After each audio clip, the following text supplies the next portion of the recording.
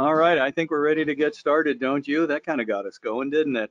Thanks for joining us, folks. A little bit of tunage to get us going on a Tuesday. This is a little COVID-19 playlist I put together. That was Huey Piano Smith and his Clowns with the Rockin' Pneumonia and the Boogie Woogie Flu. Night Fever from Saturday Night Fever. A little Ella Fitzgerald. I got the Spring Fever Blues and Southside Johnny and the Asbury Jukes at the top with the Fever. So hey, I want to play disc jockey again. I'm done now. Good afternoon or morning, wherever you folks are from right now. Thanks for joining us. My name's John Barba, and I'm with Taketh Comfort Solutions. And thank you very much for joining us for this discussion on indirect water heaters and sizing and interpreting the data and stuff like that. I think it'll be a lot of fun. We're going to enjoy ourselves here. This program is being recorded, and you will receive a follow-up email with a link to the recording. So that'll be coming your way within a day. If anybody out there who wanted to be here but missed it, they'll be getting the same email. Couple of ground rules, a couple things I'd like you to do. First off, because this is a webinar, we all know it's really easy to get distracted, check your phone, check email, go look at Facebook or something, and then all of a sudden we become white noise in the background like the grown-ups in Charlie Brown going, wow, wow, wow, wow, wow, wow, wow, wow. We don't want that. What I would recommend to you to make get the best out of your time investment here is to treat this like we were in a classroom together. All right, yeah, you're going to get a recording, I get that, but treat it like we're in a classroom together. Have a pad of paper and a pen and take notes. That's part one. Part two is to ask questions. How do you ask questions, you may ask? There should be a little cartoon balloon with a little question mark on it on your control panel. That's going to be how you ask questions. Just click on that and type in a little something for me. If you could do that for me right now, just type in a little hi, hello, how are you? I'll see it come up on my end, and that way I know that you know how to do this. And we'll be stopping every couple of 3 slides to check on you guys to see how you are how we're doing, status check, any questions you might have. Very good. We got a bunch in here. Terrific, terrific, terrific. Good, good, good. And that way everybody knows. Brady's better not. Todd Raymond, I'm sorry, you're out of the pool. You can't play anymore. Anyway, good. We got a lot of stuff here. Good. A lot of people here have chimed in. Sweet, sweet, sweet. A lot of hello, hi, how are you? Good. Hope everybody's staying safe. I want to make sure that make sure we understand it. These are weird times, aren't they?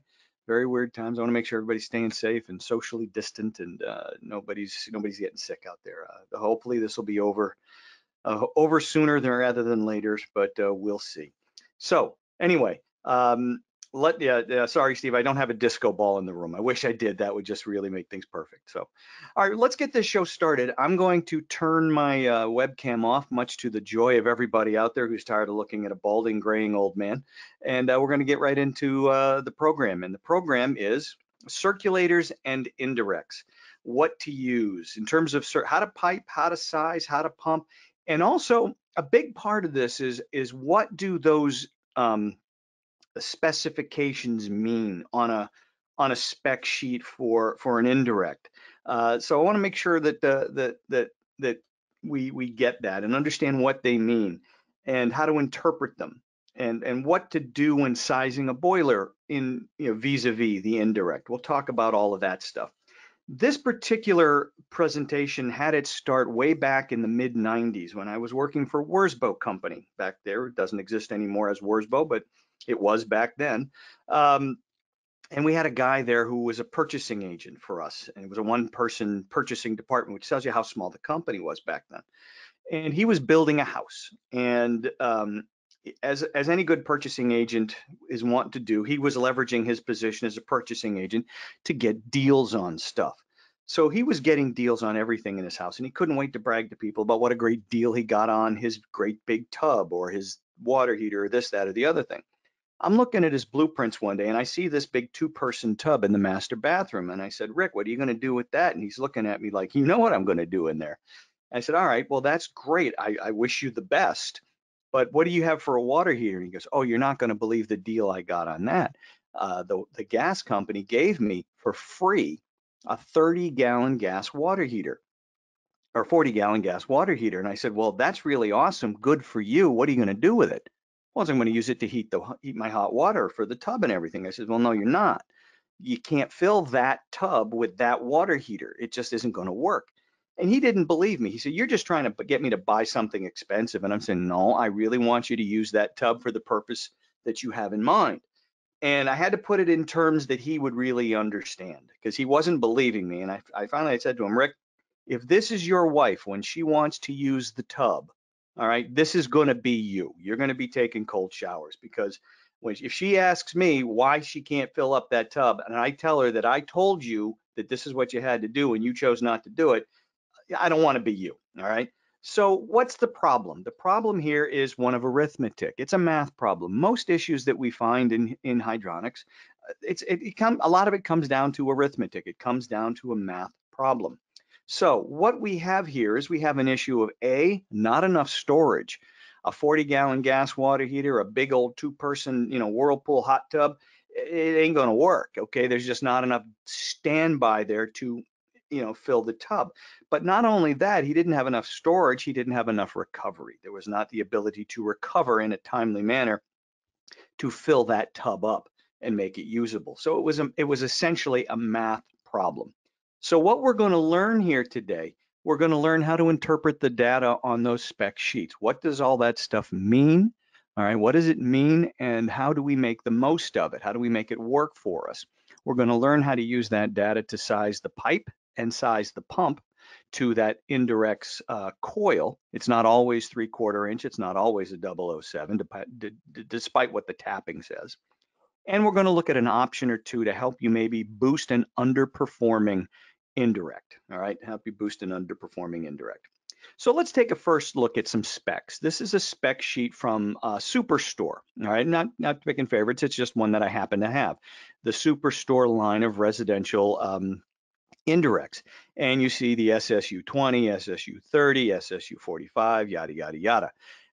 Interesting that these spec sheets will give you a lot of good information. It'll give you the model number. It will give you the capacity of the tank in gallons, which is nice. All right, give you the capacity because you got to know that. It gives you how much surface area you have for the heat exchanger, but it also tells you the recommended flow rate. It will tell you the recommended flow rate, and it will tell you the pressure drop in feet of head for that for that for that show or for that thing. Now, I want to make sure maybe you guys, we have a problem here and you're not seeing my screen. There we go. I'm glad someone else pointed that out. Thank you, Brian.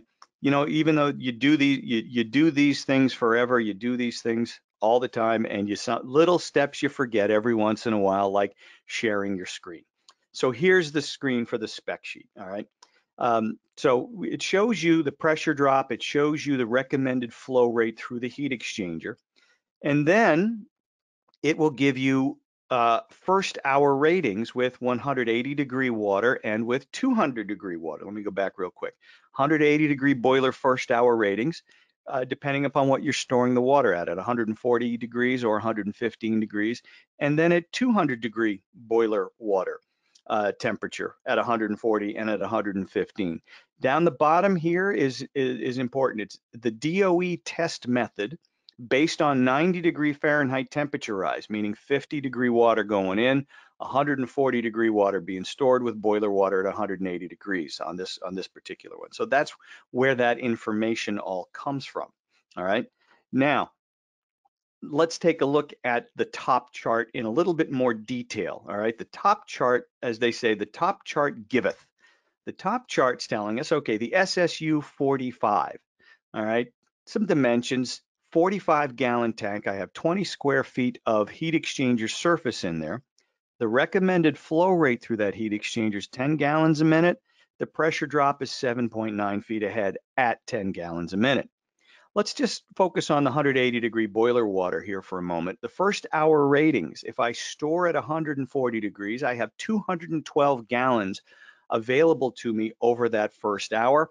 At 115, I have almost 300 gallons, all right? So if we take a look at that, I've got 45 gallons on hand, and over that first hour, I have 212 or 292 gallons for that first hour. So really, what's not to like here? All right, this is a very happy, this should make us all very happy. I should be able to fill up any normal residential tub with that water heater. It should work just fine, right? The math seems to be in our favor. However, if the top chart giveth, then the bottom chart taketh away. The bottom chart taketh away. We have to look at the bottom chart, and they kind of hide stuff in here. The first 3/4 of this bottom chart are all dimensional stuff. Boiler, Florida boiler supply, Florida boiler return, Florida domestic out. What are the connections? Pressure test. What's the weight? All the way down at the end here, this is where they get you. In order to get those first hour ratings at 180-degree boiler water, you need a boiler with a DOE output of 141,000 BTUs. So you need 141,000 BTU output available at that boiler to get those ratings. If you wanted the 200-degree boiler water output, you needed a boiler that would do 161,000 BTUs. All right, so it's a little bit, there's the catch, all right? There's the catch. You have to have a boiler at that size in order to get that performance, all right? And it's a matter of how that just has to do with BTUs available for recovery. Now, here's the math behind the BTUs and the recovery, all right? First off, understand that any water heater, particularly an indirect, you have your capacity, but only about 75% of that capacity is usable in terms of a water temperature dump. And the reason behind that is twofold. First off, you've got coil space. That coil is taking up some space in that tank. And then also when you fill up that tank, when you take hot water out of the tank, you're filling it back up with cold water. So about 75% of that 45 gallons is actually usable 140-degree water, so to speak. So in this case, 45 gallons in the tank times 0.75, or take 75% of it, I have 34 gallons available in that tank as a dump. All right, I have 34 gallons, not 45. I've got 34 before things start to happen. So that's part of the equation. That's part of the equation. Next, we have figuring recovery. Now we have to figure out how are we able to recover? And it's all about BTUs and GPM. It's not like in a hydronic system when I'm figuring for heating, I need so many BTUs in a room to deliver that. I need to deliver so many gallons per minute. In this case, it's how many gallons per minute worth of recovery can I get from the BTUs I have available at the boiler? All right, how many gallons per minute can I get with the BTUs available at the boiler? So the math for that is fairly straightforward. It's boiler output, your net DOE output, your boiler output divided by the product of 8.33 times 60 times 90. Now, what do those numbers mean? 8.33 altogether now, that's the weight of 1 gallon of water, right? 8.33 pounds, one gallon of water. 60, the number of minutes in an hour in most parts of the continental United States. It's 60 minutes every hour. And then 90, remember that DOE temperature rise we were talking about. It's the 90-degree temperature rise. So it's the weight of 1 gallon of water times the minutes in an hour times the degree temperature rise. If you were to math that out, it comes out to 44 something or other.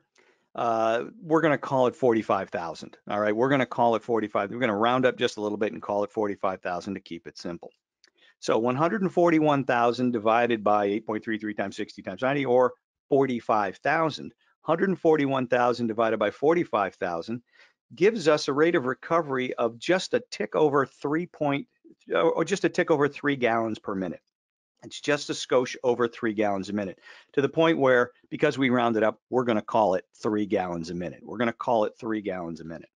So 3 gallons a minute times 60 minutes in an hour, that's the rate of recovery. We can recover up to 180 gallons per minute at a rate of 3 gallons. All right, so that's 180 gallons over the course of that hour. All right, over the course of that first hour, basically every hour thereafter, we can recover at a rate of 180 gallons, or 3 gallons per minute. Now let's finish the math so you see where this all is going. So if we have 34 gallons stored, plus the 180 gallons that we can recover per hour, that gives us a first hour rating, in this case, of 214 first hour gallons. The spec sheet said 212, close enough. That's where that number comes from. All right, that's where that number comes from. We can recover 180 gallons per hour forever. All right, but we start with the 34 gallons stored. So what does that mean? That means I can turn a hot water spigot on at a rate of 3.5 gallons per minute, and it says all day long, but that's the first hour. I can open that up and have it run at 3.5 gallons per minute for that first hour, and the water at the end of the hour will be just as hot as it was at the beginning of the hour. All right. After that first hour, after we've gotten rid of the dump, all right, now it's 3 gallons a minute all day long. I'd have to crank that spigot down a little bit to a flow rate of 3 gallons a minute, and then I'd have 3 gallons a minute of 140 degrees all day long. All right, does that make sense? Let's do a little status check here, boys and girls. How are we doing out there? Is this making sense so far? We're all good. I got, oh gosh, got almost 400 of you out there. Are we making, give me a little status check in the question thing just to let me know that we're doing good. All right. Okay, good, good, good, good. Now 3.5 GPM is being mixed with cold water. Now this is just out of the tap. All right. This is just straight out of the tap. We're not mixing anything. This is 140 degree, 3.5 gallons of 140 degree water coming out of that thing all day long. Now, you don't want to do that because in a matter of about 5 seconds, you're going to scald people. All right. So we're not going to want to do that. You're going to want to temper, and that's that could be mixing at the fixture, which is going to extend this. Okay. This is where a lot of the leeway and the fudge come into play. All right. Or if you have a tempering valve at the tank, that'll certainly change things as well. We'll get into that discussion in a little bit. All righty, great question. But there's always a big if here. The thing about indirects is they're so very forgiving in normal circumstances, but there's always that perfect storm out there that's looking to bite you in the butt. All right. So let's take a look.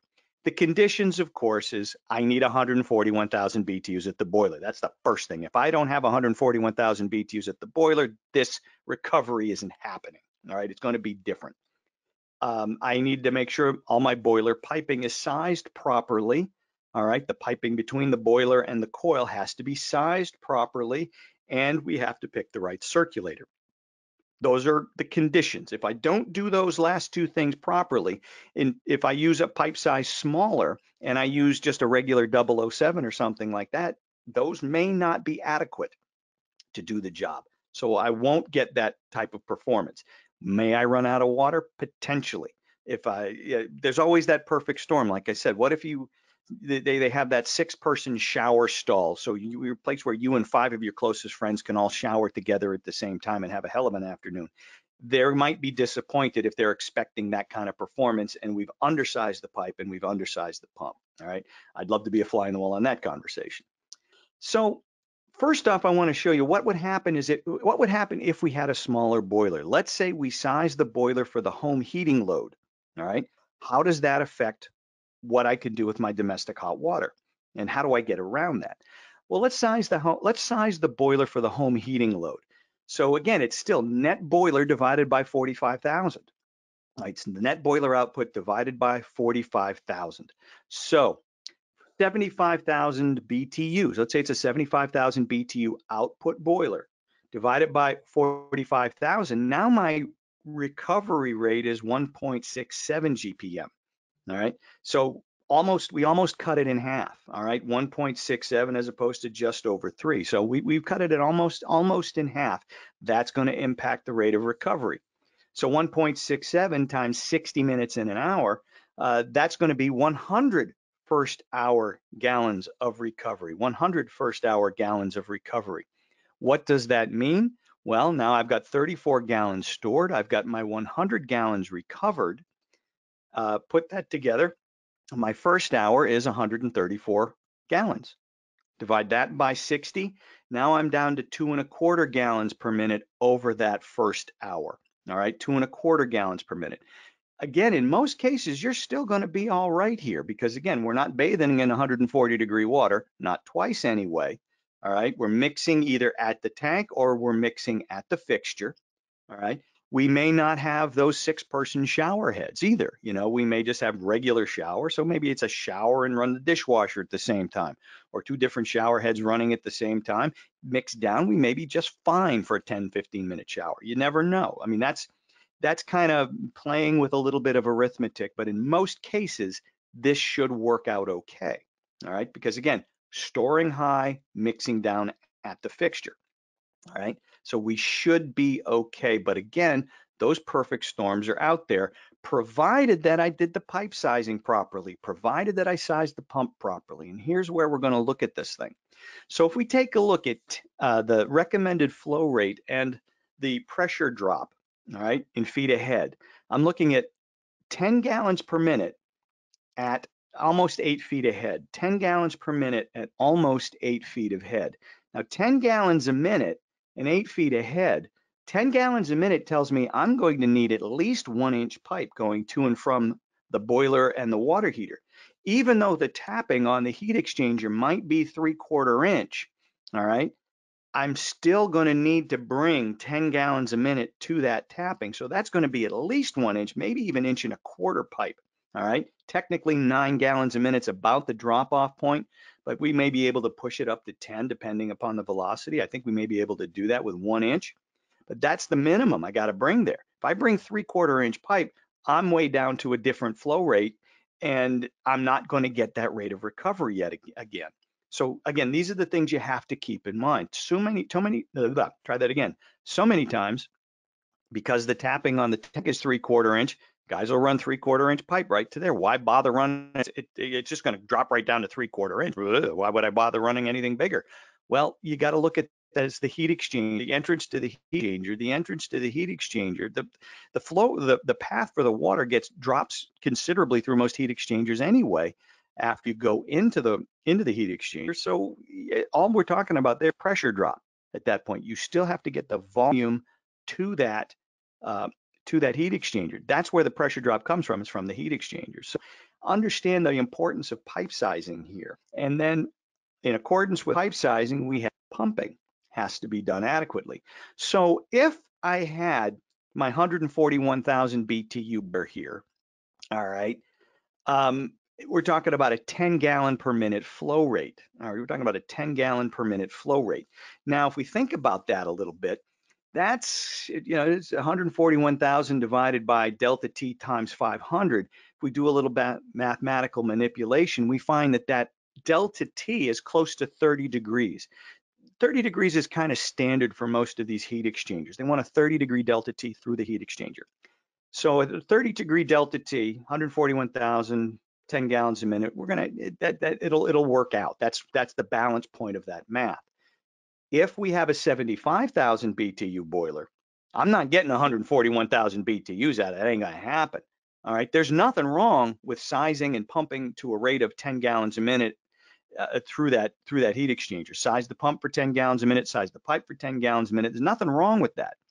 It will work and work just fine. The thing is, your delta T is going to get smaller. In this case, if I was at 75,000 BTUs at 10 gallons a minute, I would probably have a delta T of about 15 degrees. Not horrible, it will work, but that's where it's going to balance out. Instead of a 30-degree delta T, I'll have about a 15-degree delta T, more or less, right around that ballpark. In reality, if I were to do some math around 75,000 BTUs, I would find, and I wanted to maintain that 30-degree delta T, all right, I would find that I'd need just about 5 gallons per minute, through that heat exchanger. And the head loss is going to drop considerably to about 2 feet ahead. So now all of a sudden I've gone from 10 gallons a minute to maybe a little over 5, all right, and and in this case, 30 gallons a minute or 30-degree delta T in the spec sheet is close. It actually, technically, if you mathed it out, it'd be like 28.5. So in this case, we're probably talking about 5.2, 5.3 gallons a minute, but we'll call it close enough. 5 gallons a minute, just about 2 feet ahead. So the flow rate drops, the head drops considerably. It changes the pump, doesn't change the pipe size, however, because 5 gallons a minute, 10 gallons a minute, we're still talking about 1-inch pipe to that heat exchanger. We're still talking about 1-inch pipe being a good idea to that heat exchanger. So let's take a look. 1-inch pipe is where we want to be. We want to make sure we keep the tank close and keep the piping, minimal fittings, minimal piping. So we keep the head loss relatively low. So we can stay within the realm of a normal off-the-shelf circulator. Let's do a little bit of math here and let's see where we're at. All right. If let's say we have 40 feet of supply and return piping, more or less 20 feet there, 20 feet back, more or less. All right, 20 feet there, 20 feet back. And let's say I've got about 16 90s, all right, 16 copper 90s. A 90-degree copper elbow is worth about 2.5 feet of straight copper pipe. So to get the equivalent length of pipe, 16 times 2.5, well, that's another 40 feet of pipe, all right? 40 feet worth of pipe, 40 feet worth of equivalent length of pipe due to the fittings. We're talking about an 80-foot total run, equivalent length of 80 foot. To estimate the head loss, we would simply multiply that by 0.04, which represents 4 feet of head for every 100 feet of straight, properly sized pipe. And in this case, we come up with about a little over 3 feet of head. All right, not bad. 5 gallons a minute at 3 feet ahead. As opposed to if we did this at 10 gallons a minute and 7.9 feet ahead through the heat exchanger, we would be at 793.2. We would be at almost 11 feet ahead. All right, or a little over 10 feet ahead. So 3.79, 10.1 feet ahead. So it'd be 10.1 feet ahead versus 5.2 feet ahead. You can see where, well, let's take a look at circulators and we'll see where this makes a difference. So 5.2 feet ahead, if I'm presuming 5 gallons a minute, 10.1 feet ahead if I'm presuming 10 gallons. And again, both will work. It's just the difference is going to be I have a smaller delta T on the heat exchanger. All right, on that loop. So let's take a look. 10 gallons a minute, 10.2 feet ahead. I'm going to be way up here. If I'm looking at a 3-speed Taketh pump, 0015 standard efficiency, I'm looking up there. It's going to be full speed. All right, it's going to be full speed. If I look at it from the other direction, however, 5 gallons a minute at a little over 5 feet ahead, now I'm looking at low speed. So I have that, I can change that setting a little bit. If I'm using a 0015 E3, an ECM variable speed circulator, I could set that pump to the low setting. It's a constant pressure 5 foot ahead. All right. I'm going to be down there right around 5 foot ahead. It'll work just fine. 5 gallons a minute, 5 foot ahead. But I might be running instead of, in this case, it's 60 some odd watts or 55 watts at low speed. I could be running as low as 10 to 15 watts. So there's a difference in wattage there. And a little less electrical consumption. Is it going to save you a buttload of money? Not really, but it's running at a more, the pump is running more efficiently. All right, questions, folks. I know we've just been yak, and I just want to see what you guys have for questions here. So this is a good time to type them on in, and we'll see what we have. Okay. They're jumping in real quick. Good. Let's see. 1216. Let's see. All righty. Nope. I think that might be it. We do have a good time for questions, guys. So type them on in if you're there. All right. Type them on in if you're there. Clear as day. Good. All right. Glad we're making sense here.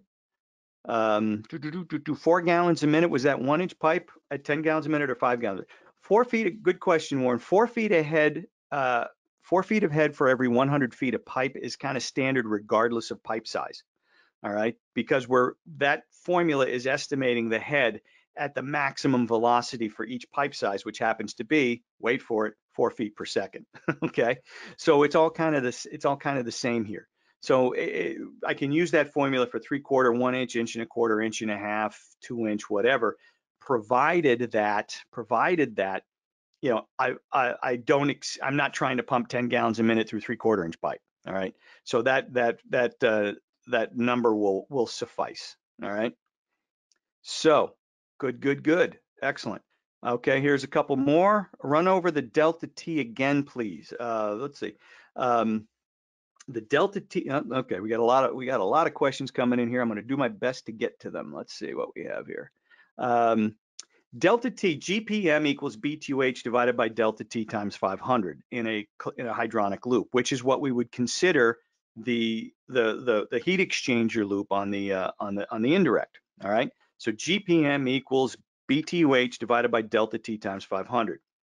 When I'm working with 141,000 BTU boiler, so I've got, the way that works is 10 gallons per minute equals 141,000 BTUs divided by it comes up to 28.5 times 500. All right, you can, a little algebraic manipulation will allow you to solve for X in this case.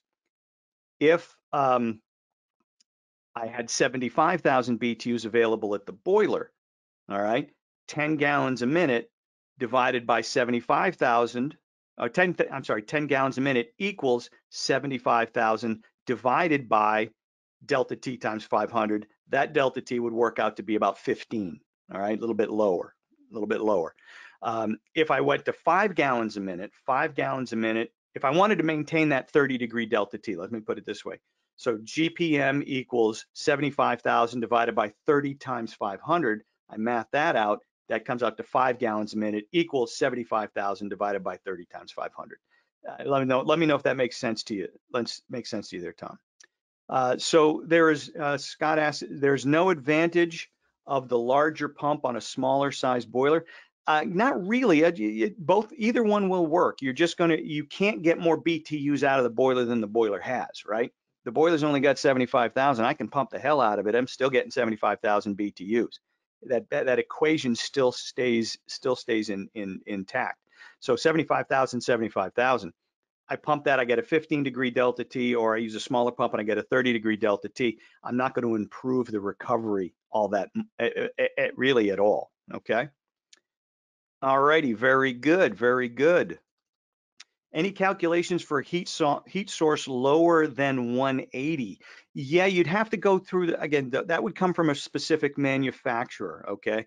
So it would come from a specific manufacturer. They'll be able to tell you what their specific unit does at different temperatures. Okay. So that we'd have to look at there. Walter Hackett says a lot of times we have to add the pressure drop of the boiler heat exchanger to the calcs.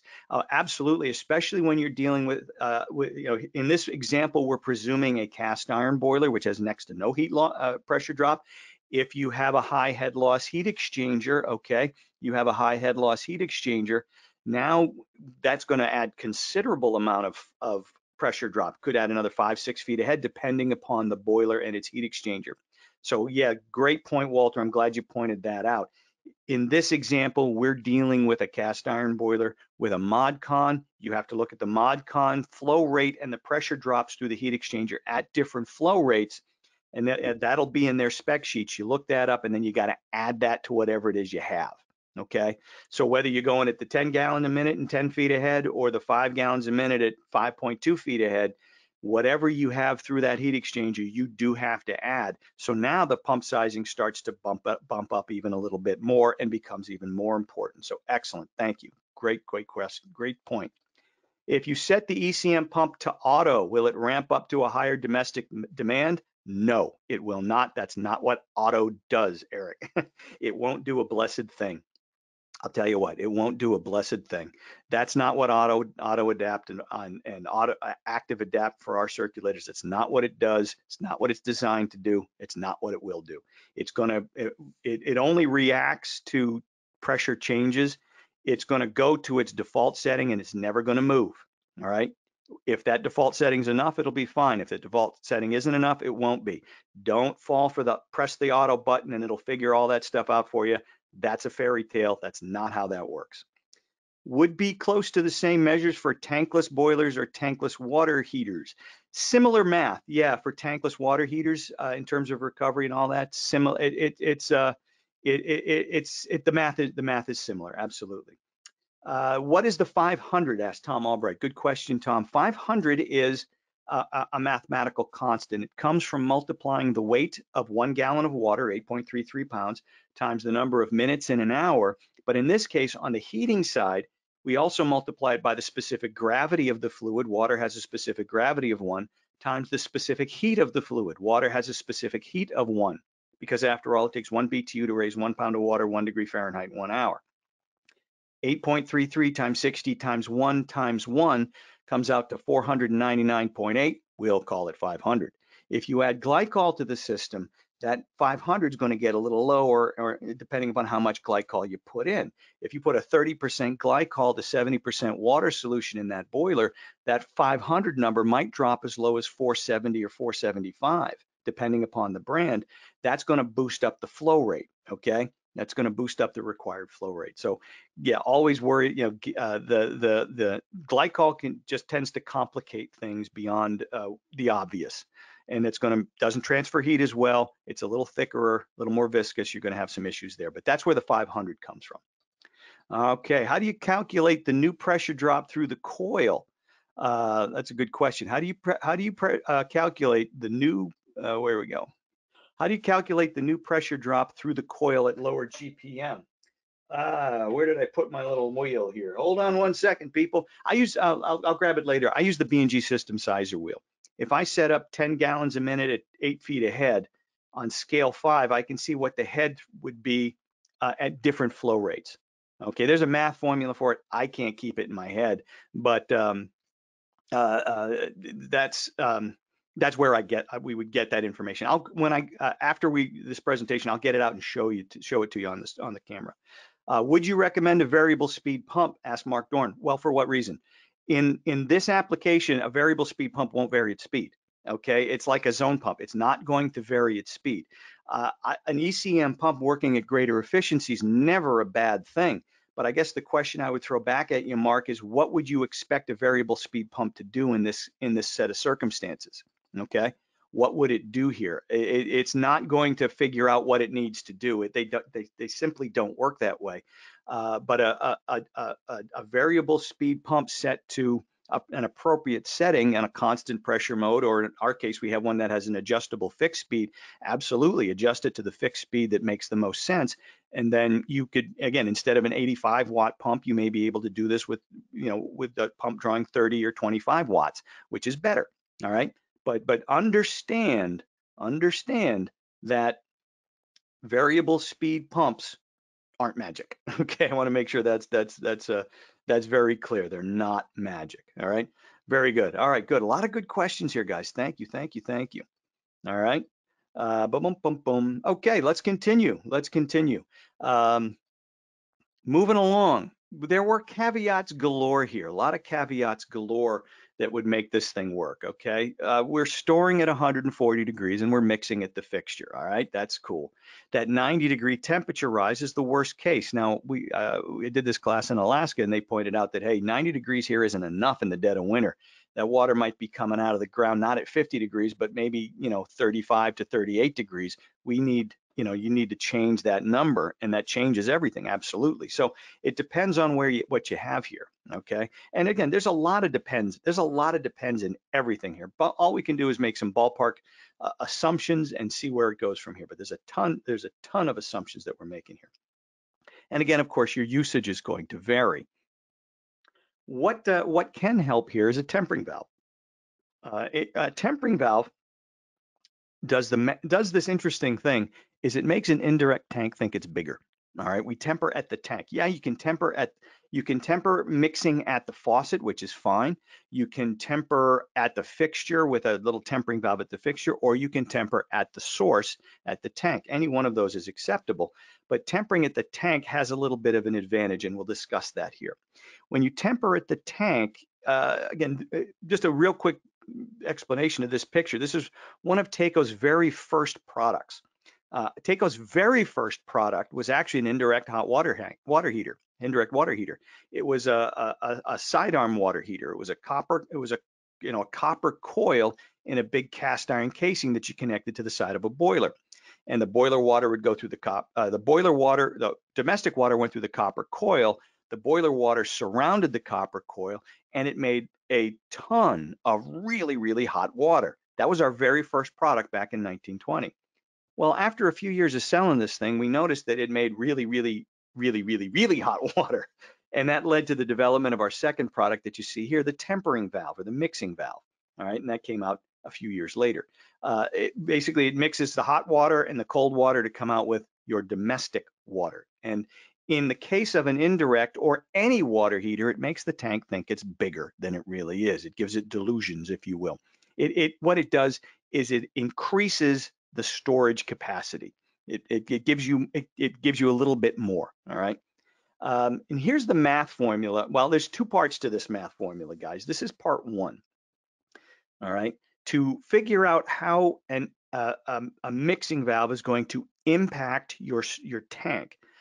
first step is to find what we call the storage factor. And to do that, we do this division problem. T mix minus T inc divided by T stored minus T inc equals the storage factor. Well, what do those all mean? Well, T obviously is temperature, right? T mix is the temperature of the mixed water. What are you setting this valve up to give you? What's that water temperature target? That's T mix. Minus T inc, that's T incoming. That's the temperature of the incoming water out of the ground. So this is basically figuring, this is what's going out to the fixtures minus what's coming in from the ground. All right, that's going to be divided by T stored minus T inc. T stored, that's the temperature of the water you store in the tank, minus the temperature of the incoming water. So T mix minus T inc divided by T stored minus T inc equals your storage factor, your storage factor. Alrighty, let's take a look here and do some math. Alrighty, let's say we're storing at 112, which may sound like an arbitrary number, but we'll explain that in a second. Let's say we're sending 112 out there. Forget about codes for a minute. We're sending 112 out there. 112 minus 50, that's the T mix minus the T stored, 112 minus 50, divided by 140 minus 50. 140 is the stored, 50 is the incoming, 112 is the mix, 50 is the incoming. So 112 minus 50 divided by 140 minus 50. So 112 minus 50 is 62. 140 minus 50 is 90. 62 divided by 90, that gives us now something called the storage factor, the storage factor. What do we do with that number? Well, to find out our tempered capacity, we'll simply divide the usable capacity of the tank. The usable capacity of the tank divided by the storage factor gives us our tempered capacity. So if you remember back to this 45-gallon tank we were talking about, 45 gallons divided, had a usable capacity of 34 gallons, right? 75% of that. So it's 34 gallons divided by my storage factor of 0.69. That means I now have a tempered capacity of just over 49 gallons or just under 50 gallons, depending upon whether you're an optimist or a pessimist. Basically, that is a nearly 50% increase in my usable hot water, all right, what I have stored. All right. Now, wait, a lot of people say, wait a minute, code says 120. What's 112? That is a totally arbitrary number. Well, 120 is hot, and you expect it to be tempered at the fixture. The reason 112 was used in this example is many, not all, but many of those mixing valves require a 27-degree temperature difference between the hot water going in and the tempered water going out, a 27 to 28-degree temperature difference in order for that valve inside there to work consistently. If I were to set, I could use a valve with a 27-degree delta on it, and I could set it up to make 120-degree water with 140-degree water coming in. It would make 120-degree water just fine. The challenge, however, is with the stroke of that valve, that thermostatic non-electric valve, with the stroke of that valve, you may find that you're in the shower and the water's nice and hot, and then all of a sudden it gets a little bit noticeably cooler for a couple of seconds or a minute or maybe a minute and a half, and then it warms back up again. It's called sandwiching, and that's what would happen in that example. Now, there are other valves. Some of our valves have a 27-degree delta. We have a valve that also has a 10-degree delta, all right? So we could use that as well. In that case, we could set it for 120. We have 140. The delta is a minimum, so it doesn't matter if we go wider than that. Perfect. That would work out just fine. We could send out 120-degree water, which is the limit by most codes. All right. So that's why we used 112 there. Always check the specs on the mixing valve you're using and see what that minimum delta is. There are some out there that are as low as around 5 that we've heard. We have one at 10, and our others are around 27. Okay, so just make sure you know what you're holding in your hands, because not all of these things are created equal. If you're going to do 140 and you want to set it to 120 and you're using a valve that has a 27-degree delta, expect some sandwiching. That's all we're saying. Otherwise, adjust accordingly. And one way you can adjust accordingly would be to simply push the old envelope and store at a higher temperature. In this case, let's say we had an underperforming indirect and we wanted to get a little bit more out of it. In this case, we could, I could change that 112 to 120. We'd still illustrate the same point. In this case, 112 minus 50 divided by 160. Let's say we're going to store at a higher temperature now. 160 minus 50. Our storage factor is now 0.56. That's 62 divided by 110. Storage factor is now 0.56. Now we have 34 gallons stored divided by 0.56. Now we have 60 gallons of tempered capacity. And if I set it at 120, it would be less than 60, but you get the idea, maybe 55 or thereabouts. We'd have to math that out. All right. What we've done in this example is we have basically told a 45-gallon tank that it's now an 80-gallon tank. It has the same usable capacity as an 80-gallon tank in this example. If we went to 120, it obviously wouldn't be like an 80-gallon tank, but it would be bigger. All right. So we'd be able to extend the capabilities of that indirect. So again, these are just things to think about when we want to push the old envelope and make it all work for us. Okay, so again, just to recap the math formulas, I'll leave these up here for you. Tank capacity times 0.75, that's your usable capacity, all right? Recovery rate equals boiler output divided by 45,000. All right, 8.33 times 60 times 90, rounded up, we'll call it 45,000. Our usable capacity plus my rate of recovery times 60 equals my first hour ratings, okay? So there's your basic math formulas. And then the storage factor, T mix minus T inc divided by T stored minus T inc equals your storage factor. Then divide the usable capacity by the storage factor, and that'll give you your tempered capacity. All righty, very good, very good. Hopefully that was worthwhile for you guys. Let's take a look at some more questions. This went pretty well. I don't know, I hope you guys enjoyed it. I sure did. Let's take some more questions here. Auto adapt may not give you enough GPM. You got to watch about auto adapt and active adapt. All right, you got to watch for those things because we have active adapt on ours. Grundfos has auto adapt. Everybody wants to think, hey, you push the button and whoop-de-doo, it's magic and it figures it out for itself. Again, cannot be further from the truth. That's not what it does. And for either one to do much of anything, it has to run continuously anyway, right? Meaning, when I say continuously, I mean all the time, 24/7. All right, it just doesn't turn on and figure out where it needs to be. That's just, again, another fairy tale that's out there, unfortunately. What about a VT2018? Okay, VT2218, asked Daniel Cowan, PE. Thank you. VT2218. Well, that's a delta T pump. Okay, and that will vary its speed to maintain a delta T. That would be a better pick, in my opinion. All right, but once you're up to steady state, once you're up and going, it's not really going to vary its speed much. It will find where it needs to be, again, provided it's big enough. You got to remember that 22 feet ahead out to 18 gallons a minute, that's as fast as it's going to work, man. If you need more pump than that, it might not be enough pump. All right, it might not be enough pump. If it fits within the operating wedge of that of the VT2218, well then sure, sensor on the supply, sensor on the turn, set it to a 30-degree delta T. Then yeah, you're going to work and it'll work just fine. Again, it's not necessarily going to vary its speed much. It might a little bit, but not terribly much. It's a very good pick. It's a very good pick. I think you would get similar results with a standard efficiency pump that's sized properly, but without that, then yeah, it's not a bad choice. It's not going to magically make things better, but it's a better choice than putting something in auto or active adapt. Okay, some more questions here, some good ones. You guys are on the ball here. I like it.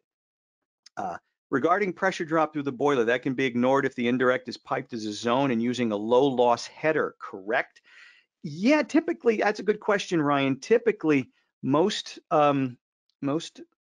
ModCon manufacturers will have you pipe the indirect directly into the boiler, because what it does is it just disables other pumps. If there's a direct DHWTT on the boiler, it'll disable everything else and zoom up to 190 or 180 degrees, okay? So I think you want to watch how that's piped. You could, if you did it that way, but most ModCon manufacturers, I haven't seen many that recommend that piping strategy for the indirect. They rather have that, have that pipe directly in and out. of the mod con, not through a low loss header. There may be some others that I'm not aware of, Ryan, but that's what I've seen most of all out there. All right. Would you not use a primary secondary loop with the mod con boiler to? Oh, basically same question. Okay. Ryan and Bruce, you're both thinking about the same thing at the same time. I like that. So yeah, that's my take on it. New Taketh catalog has all of these formulas in it. So if you have the new Taketh catalog right there, yeah, the B&G system sizer wheel. There's also a system sizer app. You know, they're our competitors, but I have just a world of respect for that company and what they've accomplished and what they've given us. And when I get my webcam back on, I want to show you something really cool. If you like if you like history and if you like the system sizer wheel, I got something really cool to show you. What's your recommendation to set the temperature on an aquastat on an indirect? Again, that's usually the specs say 140, and then you temper down. You want to be able to, there's the whole Legionella thing. You want to kill Legionella, so the hotter the better. Kill it at the source, and then 120 is kind of helps kill it in the piping. There are some that say, hey, you might even want to temper at the fixture. All right, with a tempering valve, anti-scald valve at the fixture, and keep the water temperature up to the piping to kill Legionella. That's more of a commercial thing, and I think that might make some sense. Residentially, I'm not so sure that's the same. It's the same thing. Keeping the tank hot, I think, is a good idea. But most codes that I did some research yesterday, most state codes say 120 is the max to the fixture. So again, store at 140 at the tank, temper at the tank down to 120 or wherever, and then temper further at the fixture using the faucet to mix. So that would be my recommendation. All right, but again, the folks that make these things, whatever their recommendation is, should supersede ours. All right. Let's see what else we have here. Comment: no free lunch. The hotter you store the water, the higher the standby loss rates. Absolutely, sure. Yeah, absolutely. The nice thing about most of these tanks is they are super insulated. So they have very low standby loss anyway. We store the water hotter. Yeah, there's going to be a little bit more stand loss. That's why these things, you ever take one of these things apart, they got massive amounts of insulation around them to reduce that to very, very, very small amounts. Boosting a little higher, you turn a very, very, very small amount into a very, very small amount. But yeah, it's absolutely something to be taken into account. And sure, when you store higher, it's going to use a little bit more energy too. But what we're trying to do here is solve a problem. In this case, an underperforming indirect in that example. All right. Anthony Reichow, my man Anthony, you can use the same formula for seeing how much extra GPMs you'll get from the published numbers of a combi or a tankless water heater. Very good, absolutely.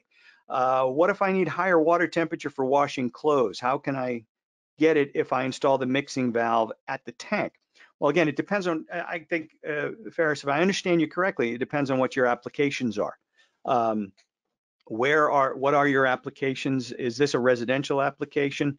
Is 120 adequate? If you have a commercial laundry, well, then you have different needs and a different piping strategy. In that case, you would store whatever you needed, and then you temper for your fixtures. So if that's where you're going with this, Ferris, I'm not entirely sure if that's what you mean or not. But like I said, if it's a commercial laundry, well, then you have to take care of the commercial that requirement separately. And then if there are faucets or anything else where you need domestic water, hot water, you'll have to do something a little bit differently there as well. How does that compare to the 5123 valve? We have two 5123 valves, Emilio. One of them has a 27 degree, and I think the hot one, I think they both have 27 degree. We have another one that has a 10 degree one. You just also have to watch the minimum flow rates through those things as well. They have maximum flow rates and minimum flow rates. So we must do 140 on standard valve to guarantee no sandwich effect. Well, like I said, 100, if I'm understanding you, Scott, depending upon the valve you have, just the delta between what's stored and what's sent out could be 27 degrees on some valves. It could be as low as 10 degrees on another valve. So what you set that thing to, and 140 tends to be the standard anyway, and you, again, mix down whether it's the fixture or whatever. But in this case, yeah, 140 to and again, it's going to, what you set it to is going to depend on the valve you use. So if I store at 140 and I use a 27-degree delta valve, all right, I got 113-degree water coming out of it. That's what I have. If I want it hotter, all right, I'll have to either store at a higher temperature or use a valve that has a lower delta between the supply and the mix. So again, those are just the choices you make when you're picking your equipment. What valve do you use if you need one? Okay. Very good, very good. Will this be archived to forward to contractors? This is going to be, what you're going to have is you're going to get, but this will be archived and posted on our website, on the Taketh Tuesday portion of our website. Absolutely. And you're going to get an email with a link to view the recording as well. So the recording will be stored on our GoToWebinar website. We will also have the recording stored on our website on GoToMeeting. So there's always going to be a place to find it. What are the advantages of tempering at the tank versus the fixtures? Would you recommend doing both for scald protection? Scald protection, yeah. Scald protection is going to is always going to be something that's very, very important. I mean, was it 120-degree water for 10 minutes will hurt you badly. 140 degrees at like 3 or 4 seconds will hurt you badly. So yeah, I mean, if you were tempering at the tank, you're increasing the tank's capacity. If you temper at the fixture, you're also technically increasing the tank's capacity, but you'd have to temper at every fixture in order to make that really usable. So it kind of depends on what you want to do. A lot of times you can't, if you want to store high, temper at the tank, and then use the shower valve to temper further, that's going to work out very, very well. So in many cases, a tempering valve at the tank plus a tempering valve at the fixture is going to depend on the application. I think a lot of times you might see that again in commercial applications where they'll have mixed valves under the sink, so the water's only going to get so hot to protect people. So those are the considerations. Tempering at the tank versus at the fixtures. Again, personally, you temper at the tank, you're going to expand the tank's capabilities, and you don't have to temper at every fixture. You're still going to temper, right? If you go from 140 to 120 and the water's going out at 120, you're still tempering at the fixture technically with the valve. All right, so you're kind of doubling up on that. I hope that answers your question, John. All righty. The new 0018E pump, asks Nancy Imhoff. And Nancy, the 0018E is a multi-feature pump. All right, it has active adapt, which you would access through the app. But again, it's not magic. It's not going to figure stuff out for you. It does certain things. All right, it does certain things. It has other operating modes. You could set it up for constant pressure, which you would have it if you had it as a zone valve pump. You could set it up for proportional pressure, which you're not going to use very much in residential applications, or you can set it up for a constant fixed speed, but you can vary the fixed speed anywhere from 5 watts to 44 watts. It's like a volume dial. So in that case, you could set that dial if that pump was adequate enough, 18 feet ahead out to 16 gallons a minute. If that pump was enough pump to do this job, you could adjust that speed to give you just the right speed. You have an infinitely adjustable pump curve. So you could do that. That would be a way to use that circulator in this application. All right.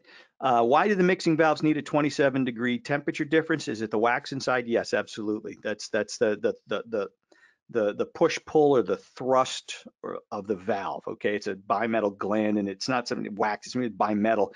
It expands and contracts and expands and contracts at a certain fixed rate. So you got a 27-degree delta on specific valves. That way it'll stay nice and constant, and you won't have sandwiching. There are other valves that have a 10-degree delta. So just you got to look at the specs on what you're using. All righty, what is the 90 in the recovery equation? Excellent question, Colin. 90 is the temperature rise, the DOE stated temperature rise. 50-degree incoming water, 140-degree stored water. That's a 90-degree temperature rise. So that's where that 90 comes from. Are we banning 180-degree supply water on these examples? What about limiting to 160 with 30-degree delta to condense in the boiler, says Scott in all capitals. I don't know as we're banning 180-degree supply water in these boilers. I'm not sure where you're going with that, but no, I don't. The government hasn't said we can't run at 160, 180 degree boiler water anymore. You can run it at you could run it to 160 with that 30-degree delta. Get the boiler to condense a little bit. Get some drippy drips out there. That'll help. You'd have to see how that affects the output and the recovery of the tank. And again, that's what the manufacturers will come up with. So there's nothing wrong with that. Absolutely not a thing wrong with that. You'll need bigger heat exchangers, I think, for that. But I know Triangle Tube has done that and a few others. But there's nothing wrong with doing that. You just got to know what that's going to do to the overall recovery.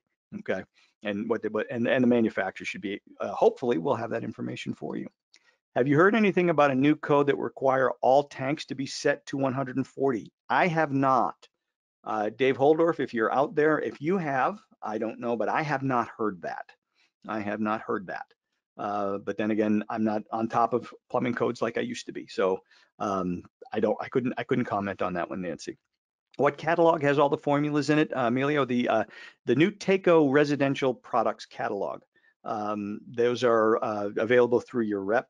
You should have those available for you. It's like got all of our plumbing products, all of our heating products, plus a whole batch of math formulas for plumbing and for heating are all in there. So talk to your rep about getting one of those.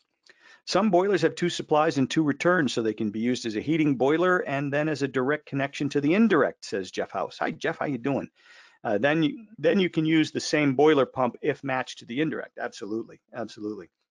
If you're using a mixing valve, would you automatically raise the set temp to max? I'm not sure I understand the question, Bruce. Again, it'd have to be what it's capable of doing. Like again, a 27-degree delta, that's going to be set to max. If I set it at a lower delta, if I set that 27-degree valve to max, all right, that means it's going to be the hottest water that thing can allow. Then I'm going to shrink that 27-degree delta. So you got to make sure you know what you have. Donald DeCar says our tanks are less than half a degree per hour standby loss. I don't know who you work for, Donald, but that's pretty darn good. Nice big thick insulation. That's pretty good. In HSS is the indirect and imposed load. Michael, I'm going to plead. I can't answer that one for you. I don't get involved with HSS. That's on more of our commercial side. And that would be a great question for Brett and for Rich. I will see if I can get those guys to get back to you on that question, Michael. But that's a good question. We'll try to get that back to you. Let's see what else we have. Don't forget to insulate the piping, especially in cold basements. Insulating piping on both the plumbing side and the heating side, absolutely important. Absolutely important. Yeah. Insulating anything and everything, never a bad idea. Really, really helps. All right, Ferris said apartment complex. Yeah, apartment complex. Yeah, you'd have to make the accommodations for the specific applications in that respect. Absolutely, absolutely. All righty. Insulate the pipe, everybody. Finelli, insulate the pipe. Isn't 140-degree storage a good idea to prevent Legionella? Absolutely, absolutely. Do indirect water warranty voids when temperature is stored in excess of 140 or 150 degrees? Asked Louis Stagliano. Louis, I hadn't heard that. I haven't heard that. We have a couple of guys here who do make those. So if anybody out there has an answer for that, or who specifically sells those, whether it's Jeff or someone else, if you guys have an answer for that, holla. I'd like to see that. In our area, everyone does not use a mixing valve and sets the home supply temperature to 115 and 120. Does this mean everyone is doing it wrong? Well, it means everybody's kind of not getting the most out of it. Again, the lower you set that thing, 115 to 120 I'd have to look it up, but doesn't that seem to be the sweet spot of Legionella? I think that's part of that's within the sweet spot. You want, again, the hotter the water, the more you kill Legionella, and that's always a good thing. But yeah, I see people turning that water heater down to think they're going to save some money because they're not storing the water quite as hot. But then there's always unintended consequences, and the unintended consequences we may in fact create a Legionella factory, and that can make people quite sick. Make people quite sick. All righty, a brief definition of tempered capacity. That's the capacity. If I store at 140 and I temper down to 112 at the tank, I can get more 112 out of that tank than I can out of 140. than I can a 140. I guess that might be the easiest way to say it. I'm siphoning the water out a little bit more slowly because I'm mixing in some cold water with it. So technically, I'm making the tank think it's bigger. All right. If that helps, does that, let me know, Mike, if that answers your question. All right. Is this presentation webinar saved somewhere in the Taketh website? It will be, yes. We're going to take this recording will be archived on the takethcomfort.com website under the Taketh Tuesdays section, along with all of the ones we've done, both commercial and more residentially focused, and you'll be able to watch them there. In addition, you will be getting tomorrow a email, kind of a follow-up email to say thanks for joining us, and it will have a link to a recording of this webinar stored on our GoToMeeting site. So you'll have two ways to watch it again if you so choose. Okay. Are the tank heat exchangers typically double wall, and how does this compare in cost per gallon of hot water to instantaneous? I couldn't answer the second part.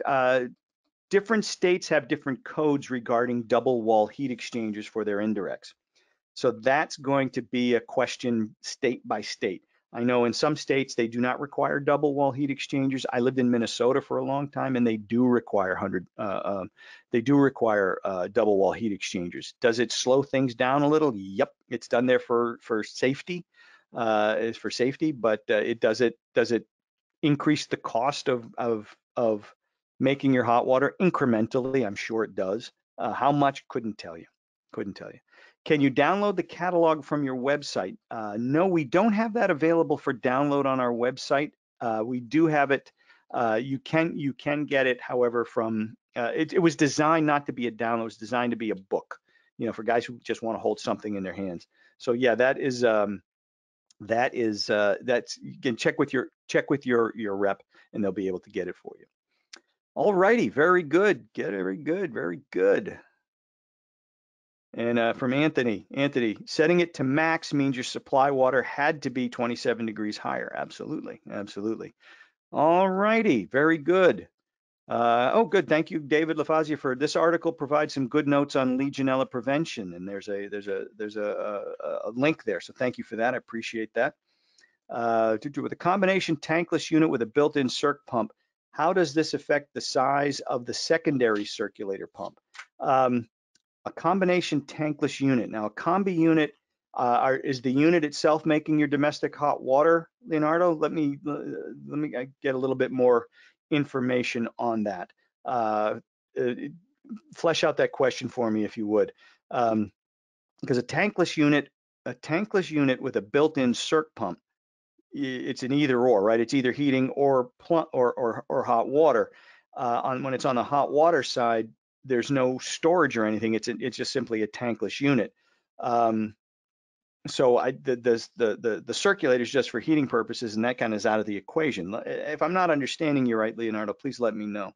All right. Very good, very good. Great class. Thank you, Nancy. Thank you, Daniel. Very much appreciate it. Yes, making hot water and heating. Let's see, hot water and heating making hot water and then heating hot water. Yeah. For heating systems, the circulator is just going to deal with the heating system. When you're in the hot water mode, that circulator is generally out of the equation, and we start dealing with just run. It becomes like a tankless water heater. So there's no storage involved there, if that makes sense. All righty, very good, very good. If you have more, if you have more than one take, is that Dan Holohan's Comfort Award behind you on the wall? No, it isn't actually. Let me show you. That's actually the thing behind me on the wall. Let's. Where's my webcam here? Where's that webcam? Let's see if I can get that up here. Webcam. Where's my webcam? Show all web. Yeah, the thing on the wall. That's not the Holohan wheel. That's actually a poster for Nectar, a rock band that I'm a fan of. My friend Derek Moore is the bass player. He's a plumber from Rhode Island, or from New Jersey, who was a member of this band Nectar in England back in the 70s. And they were really a classic rock band. They just got back together and they're touring, and I got a poster there autographed by the band. So that's what that is. What you're looking for is this. Hold on a second. I'll be right back. Don't anybody go anywhere.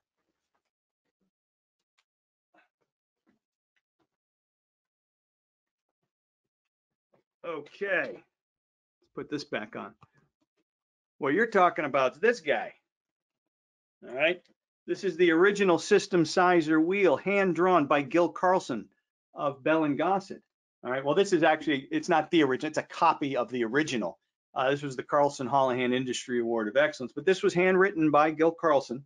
Again, the original was, and it's the system sizer wheel, and it's what allows you to do an awful lot of different math formulas very, very quickly and very easily. So again, you've got different scales, etc. The modern version is a small plastic wheel, which, where the heck did it go? I had it on my desk. What'd I do with it? Hang on, I'll get it. I know where it is.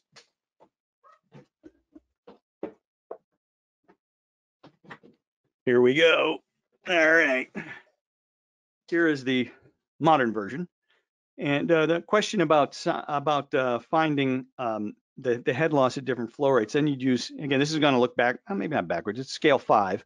All right. And inside here, you have the white smile has GPM. And then up top here, it says feet ahead. So if I wanted to put 10 gallons a minute at 8 feet ahead together. So right here, I have 10 gallons a minute at 8 feet ahead lined up. Now I just go back here and find, well, at 5 gallons a minute, at 10 gallons, 10 gallons a minute, 8 feet ahead. There we go. I go back to 5 gallons a minute. I'm at just about 2 feet ahead. I don't know if you can see that. There, maybe you can. 5 gallons a minute, 2 feet ahead. There we go. 10 gallons a minute, 8 feet ahead. That's the beauty of these cameras. All right. So that's how you can find the head loss at different flow rates through the similar piping system. All righty. All righty. Very good. Very good. I know you can't see me. I got up, man. Now I'm back. All righty. Excellent. Any more questions, guys? I really appreciate the time. We had a huge group here. We were over 400 people on this session. So coronavirus means everybody wants to learn a little something and is willing to hang out on these things. So I appreciate that very much. And thank you for joining us. And again, we're going to be doing, like I said, one of the things we've done during the virus is we have upped these things to once a week. We used to do them every other week, go residential products, commercial products, residential products, commercial products. Now we're going to be doing them every week. So residential, commercial, but next Tuesday, the commercial team is going to do a webinar. Then the following Tuesday, it'll be us, it'll be the residential, then commercial, then residential. We're doing it every week. And we got that planned for April, May. Then we'll see what happens. All right, we'll definitely see what happens.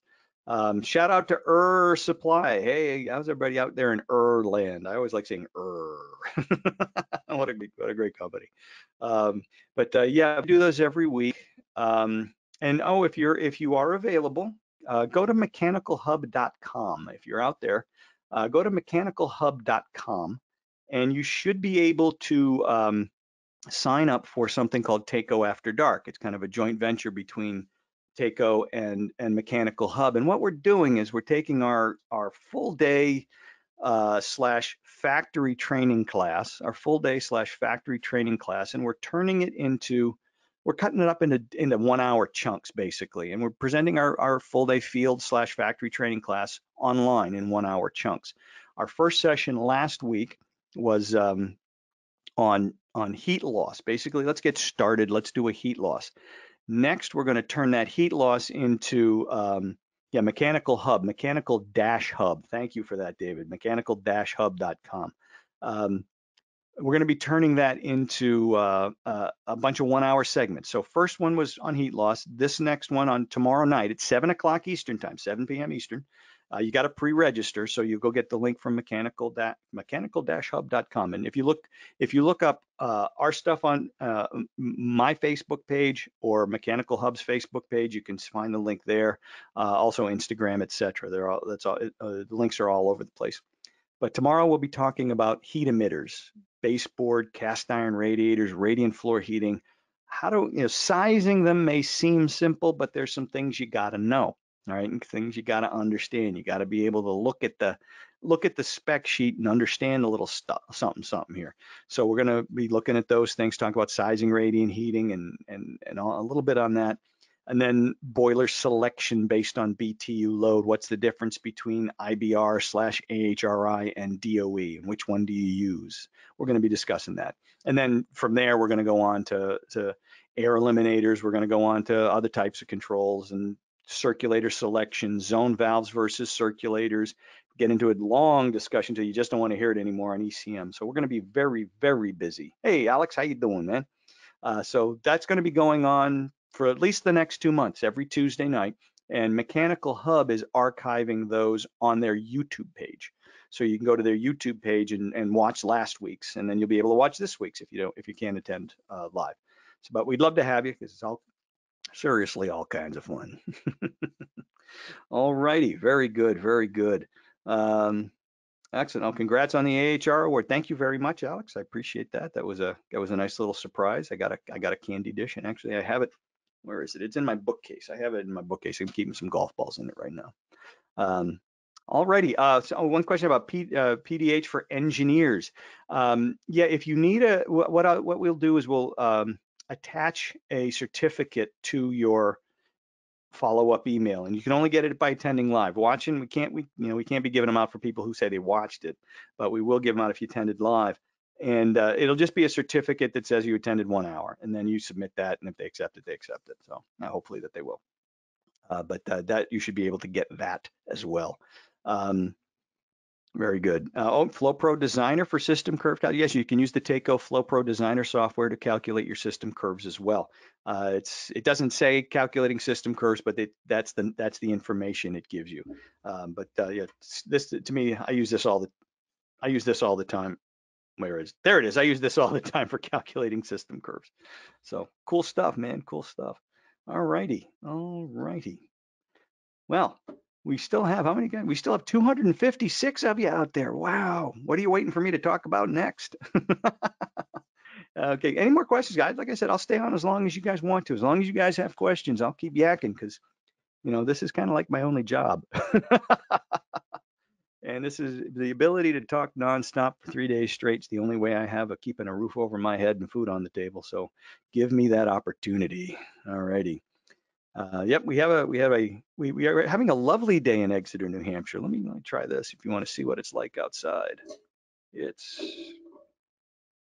kind of nice out there. All right, I don't know if you can see it or not. There's the landlady's dogs running around outside, but yeah, it's not bad. It's kind of a nice day. If the golf courses were open, we wouldn't be having a webinar today. I'll tell you that right now. But no golfing for a while, unfortunately. Let's open up. Oh God, open up the window. It's real nice outside. All righty, stay well. You too. You too. Heard the VR 3452 is going away. New pump coming. The VR 3452 is going to be around for a bit, but we have something called the 0034E and 0034E Plus that actually they're released now. We started taking orders from our reps just this past week.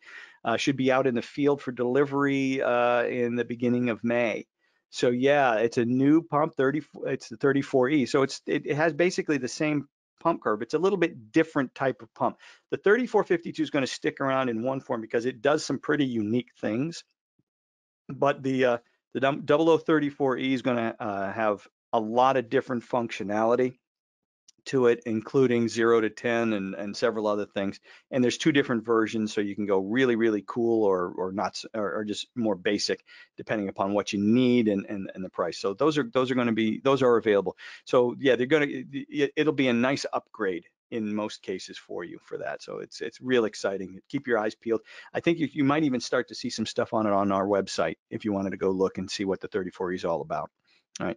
Can I use an I-series? Can the I-series mixing valve be used for a mixing valve off an indirect tank? No, it's heating only. It doesn't qualify for the lead free, so it's not approved for that application, Scott. So no, unfortunately, you can't. Jeff House, no Pinehurst the end of this month. I know, man. I know they're closed till further notice. So's Firestone. So is my local 9-hole Exeter Country Club. They're all closed, man. So that's no fun. That's just no fun at all. But hey, better safe than sorry, right? Let's stay healthy and make the best of this, right?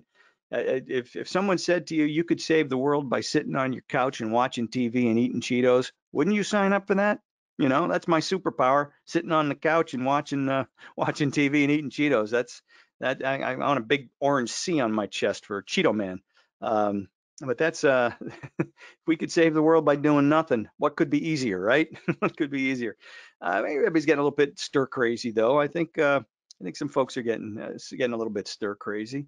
Oh, hey, Scott Hellendrung, how you doing, brother? Good to see you. Good to see you virtually anyway, from the old Worsbo brick house. Yeah. Good to thank you for joining us, Scott. Always a pleasure. Always a pleasure.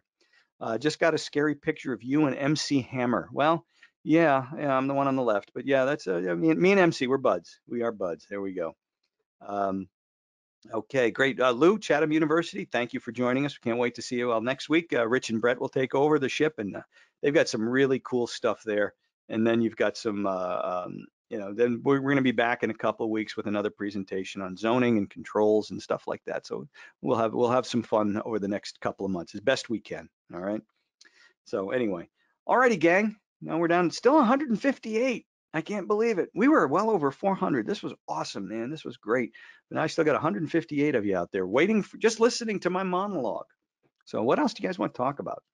Just throw a question out there. Like I said, long as you guys are on, I'll stay and yak. So as long as there are questions coming. As long as there are questions. Oh, here we go. Wisconsin legislators are working on all golf courses as essential businesses. And Gary Jan. Oh, thank you for that.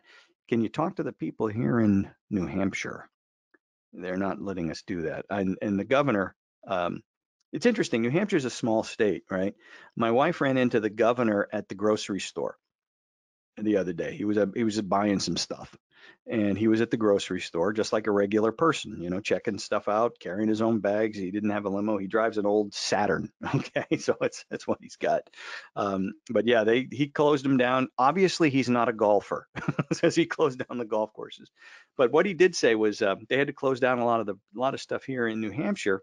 Simply because they didn't want people from Massachusetts coming up here and spreading the virus up into New Hampshire. So we had to close them down. So that's kind of the way it goes. So yeah, Hannaford's, yep. No, this was at Market Basket in Epping, but maybe he does go to Hannaford's too. I don't know. What is the air speed of a swallow, African or European, Greg? Don't mess with me on Monty Python. You don't know who you're messing with here.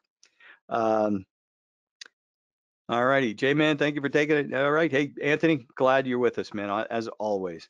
Unrelated, but regarding Delta T pumps, are they effective in a mod con boiler with a low loss header if the boiler pump is constant speed? Putting the Delta T pump on the other side, on the system side, absolutely, absolutely. That's what they're made for, Ryan. Yeah, what we want to do is if we can bring back the lowest possible water temperatures back to that low loss header, then the lowest possible water temperatures are going to be mixed and going back to the boiler, and then the boiler is going to work better. If I'm using whether it's a Delta T pump or a constant speed pump that don't impact the Delta T very much, if I'm bringing back water that's 20 degrees colder than what's going out versus water that's 10 degrees colder than what's going out, it's going to have an appreciable difference on the boiler overall efficiency and how the system operates. So yeah, it does matter. And Delta, we talk about Delta T and Delta P. We sell a lot more Delta P pumps than we do Delta T pumps. For the simple reason is the Delta P pumps are a heck of a lot less expensive. All right, and there are no sensors to deal with. We have a lot of customers that just say, "Hey, that thing has sensors. I don't want anything to do with it. No, don't give me sensors. I just have no sensors." So okay, no sensors. You don't want a sensor? Go with the Delta P pumps, and they're less expensive. So. But from that standpoint, there's no discussion to be had here. Delta T pump is almost always going to be a better choice than a Delta P pump. It's just a matter of difference. Sometimes the difference is big, big difference in operation between the two. Sometimes the difference is not quite as big, and sometimes the difference is almost not noticeable, so it wouldn't make any sense to use the Delta T. But in no situation is it worse. All right, it's just different. So there you go. If you slow, let's say this question, if you slow the water down on the system side, won't you just get less flow to the boiler side and less temperature drop? No, again, you'll need that buffer tank or that low loss header, and it depends on what turns the boiler on. If it's the temperature in the buffer tank, well then hey, that's the best thing you got going, man. That is absolutely the best thing you got going. So no, what you're gonna, it's not, don't think of it as slowing the water down. You're letting it, you're bringing back the coldest water back to that buffer tank or back to that low loss header, and which will ultimately send the lowest water temperatures back to the boiler, which will allow that boiler to cycle a little bit longer. So yeah, we want to look at it from that standpoint. And again, you want that circulator on the boiler side sized appropriately as well. And again, scrubbing the boiler's heat exchanger. One of the things, I think the next step in technology, I think what you're going to see in residential ModCon boilers, we're already seeing it in bigger boilers, but in residential ModCon boilers, I think there's going to be a marrying of the boiler pump speed to the control itself, to the boiler control itself, whether it's a 0 to 10 or something like that. We're going to see that. I think that's going to be the next step in boilers. We're going to see that kind of technology to help that boiler work more and more effectively. Right now, we're talking about scrubbing the heat exchanger and getting as much heat out of there as we can, which is fantastic. But ModCon boiler short cycle. That's just one of the things that they do, and we just don't want it to short cycle more. All right, we want it to short cycle less. So those are the kinds of the things that we're doing it. Yeah, Anthony says Lochinvar's been doing that since 2005, again on their larger boilers. With the smaller boilers, we're going to see that happening more and more. I think in the next 5 years, 3 years, 2 years, whatever. That's going to be more and more part of the residential application. So very good. Next step in boilers is inside reset and communicating stats like the Bosch Green Star. That's another thing that we could most definitely see. I'm still wondering, I'm kind of I don't know. I never thought of myself as a get off my grass kind of guy, but now I'm getting older. I wonder how I, how willing the market is for widespread use of stuff like that. I see that in all kinds of applications, right? I see that in all kinds of high-end homes and the homes of tomorrow. God, I went to this trade show a long time ago. Well, I went to this trade show a long time ago where they had all kinds of super fancy integrated home stuff.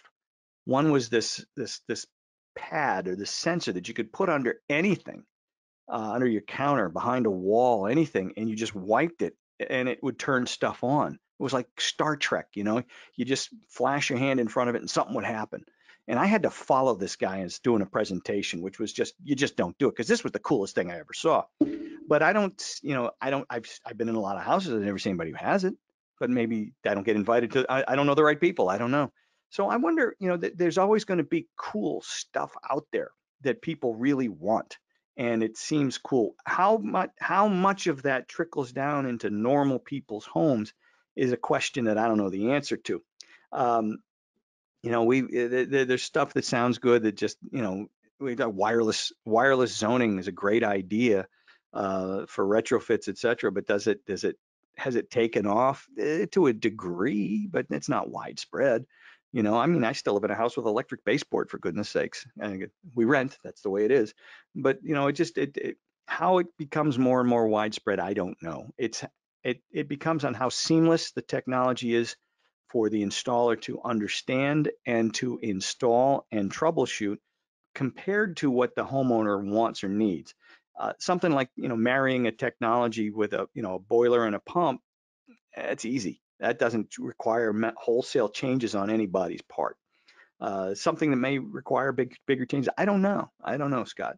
But Anthony Ryko does make a good point. Delta T circulator does do indoor reset of a sort. It does do indoor reset of a sort, just in terms of flow. Doesn't having too tight of a delta T, say under 10 degrees, affect your heat transferability? Not really. I mean, the math says if I have a 5-degree delta T, here's the thing. Delta T's get smaller as the load goes down and the flow stays the same. That's how hydronics has traditionally worked forever. So if I have 4 gallons a minute, let's say I have a zona baseboard, Gary, 4 gallons a minute, 40,000 BTUs. Okay, 40,000 BTUs divided by my delta T of 20 times 10. All right, 20 times 500 is 10,000. 20 times 500 is 10,000. So 40,000 divided by 10,000, that gives me a flow rate of 4 gallons a minute. So let's say I have a fixed speed pump, 4 gallons a minute. All right, 40,000 BTUs, I'll have a 20-degree delta T. But let's say it starts to warm up, and let's say it's now 50% load, 4 gallons a minute, 20,000 BTUs. Now my delta T is 10. I'm still delivering heat, right? I'm still delivering heat. And what some people will say, well, that's a good thing because now the delta T's 10, the water's going out at one temperature, coming back 10 degrees lower. I've got a higher average water temperature. I'm going to get more output for my baseboard or whatever, which is a dumb statement because I don't need more output per foot. I've got enough, right? I've got enough. Why would having more be a benefit? I don't understand that. But that's at 50% load. We go down to 25% load. All right. Now it's 10,000. 4 gallons a minute, 10,000 BTUs. My delta T is now 5. All right, my delta T is now 5. Am I still getting heat out of there? Yeah. The thing is, I don't need much. All right, I don't need much. I only need 10,000. Right, 10,000 BTUs. If you think about it, it's not all that much. And I've got all. I'm going to be fine. It's still, as long as there's a difference, there will be transfer. It's not a matter of being efficient or whatever. It's just a matter of that is what it is. The delta T is going to get smaller as it gets warmer out. Again, I've heard people say, well, you need some heat out of that thing. You got to have a higher average water temperature to get more output per foot. But who the hell cares? I got enough, man. I got enough. And water as water temperature, and even if you throw outdoor reset into the equation, the same thing still happens. Water temperature goes down, the output per foot goes down, but the requirement goes down. And if the flow rate's still the same, well, you get the same thing. All right. So that is an interesting, it's kind of an interesting way of looking at it. So no, that does it affect your heat? You're still going to have heat transfer, and it's still going to be adequate heat transfer. We're not talking about milliseconds here. It's still going to be fine from what we have noticed and learned. Scott, I have a Taketh app on my phone. Can residential be added to it for pump selection? Maybe I'm not using correctly. Yeah, residential pumps are included in there. Shortcomings of some of the apps is it gives you every pump on the planet that could conceivably do what you need it to do. The apps are really designed. They're all designed for more for commercial than residential. And one of the items on the block in the planning stages is an app that's more residentially focused. You will actually see a domestic hot water recirculation app sooner rather than later. But as far as the heating app goes, that's going to be a little bit down the road just because there's a lot of projects ahead of it. Okay. This might be beyond today's discussion. ModCon boilers with reset. Should the loops be running all the time? That's a good question, Bruce. And it's nothing. Hey, we're beyond the topic at hand. We're talking about anything and everything. No, I'm not a fan of. There's this constant circulation talk. Constant circulation is a misnomer. Constant circulation is this European ideal where you have a ModCon boiler, a pump running all the time, and panel radiators piped in a 2-pipe system, like a supply return, supply return, supply return, almost like a home run, okay? But it's really considered a 2-pipe. And you have thermostatic radiator valves that are either opening or closing. Very rarely are they all the way closed, okay? Very rarely during normal operation are they all the way closed. They may be during the summertime, but very rarely are they all the way closed during the wintertime. The theory there is you run the pump continuously and the TRV, the boiler modulates and the TRVs also modulate to maintain a comfort level in each room. Yeah. Why do they run their pumps all the time? Well, it's because that's the way they've always done it. All right. It's not because it's better. It's not because it's more effective, more efficient, or more comfortable. It's simply the way they've always done it. When they started installing central heating systems, gas or oil-fired systems in homes in Europe, which didn't happen until the 60s, people, they were retrofitting them into old houses.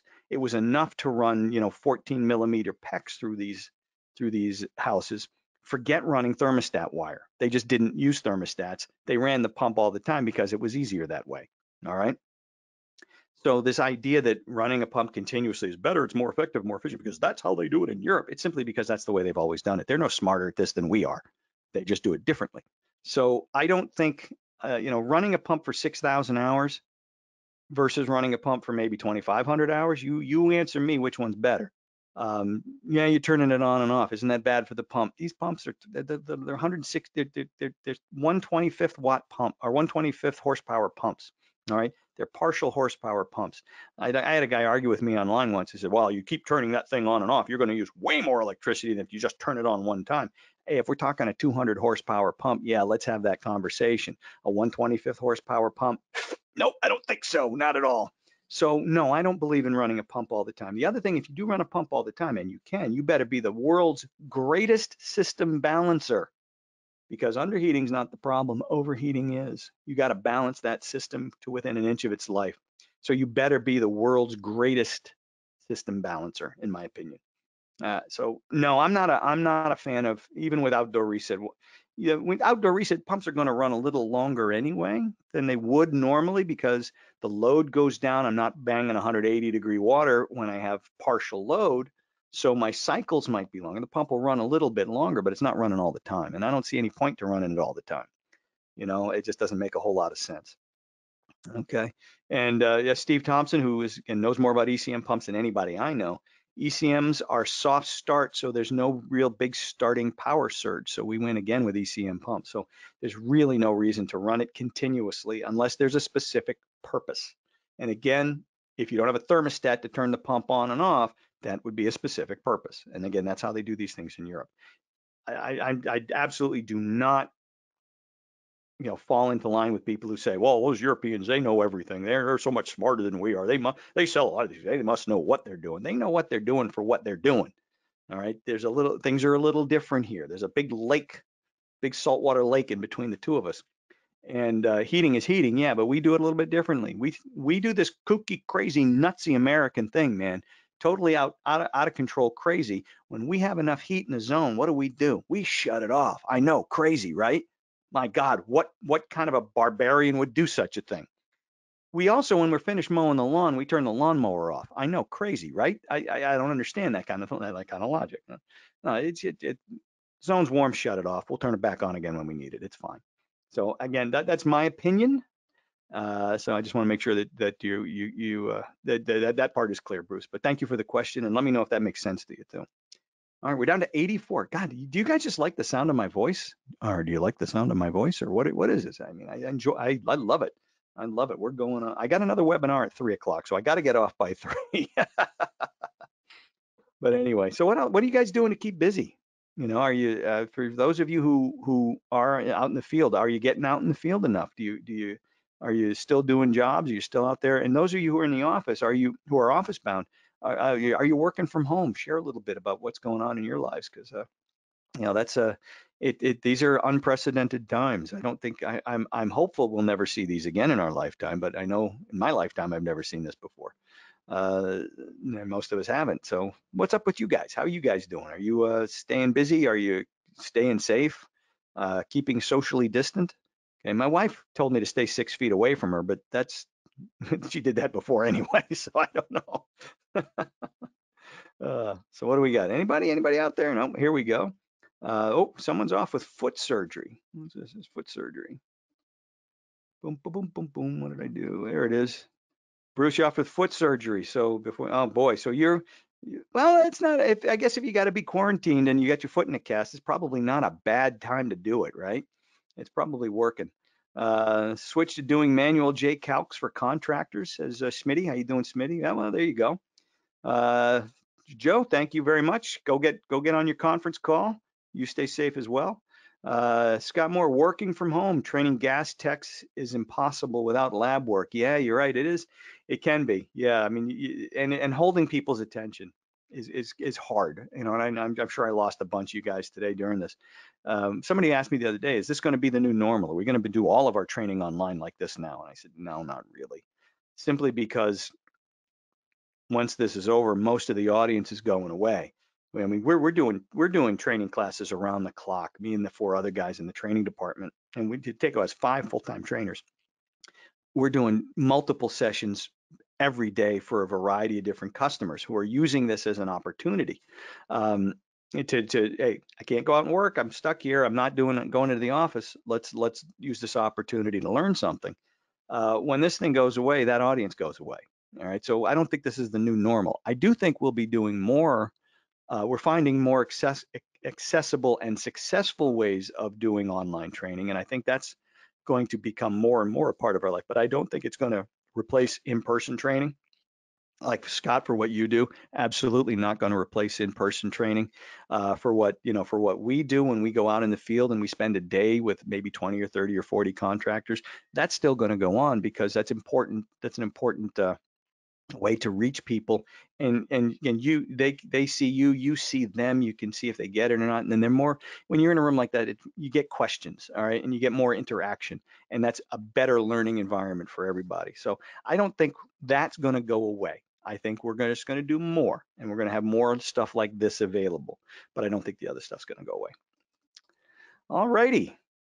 Well, very good. We're down to 66. Anybody? Last call. I'm going to do the last call for questions. If you got anything, type it on in there, and we will go. We'll tackle the last bit of questions, and then everybody can sign off and go have lunch or do whatever it is. And I'm going to get ready for my next webinar. All right. Thank you, Scott. I appreciate you coming by.